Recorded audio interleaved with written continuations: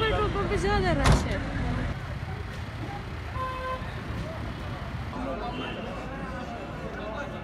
Strike की वजह से भी और ये जो रास्ता भी बंद है, तो इसी की वजह से इतनी भीड़ है यहाँ पे। अभी स्टार्ट हो गया ये। अब जेके पुलिस का भी बहुत अच्छा रोल रहा कि उन्होंने काम लिए किया कि लाइन एक लगाई, तो अच्छे से हो रहा है सारा।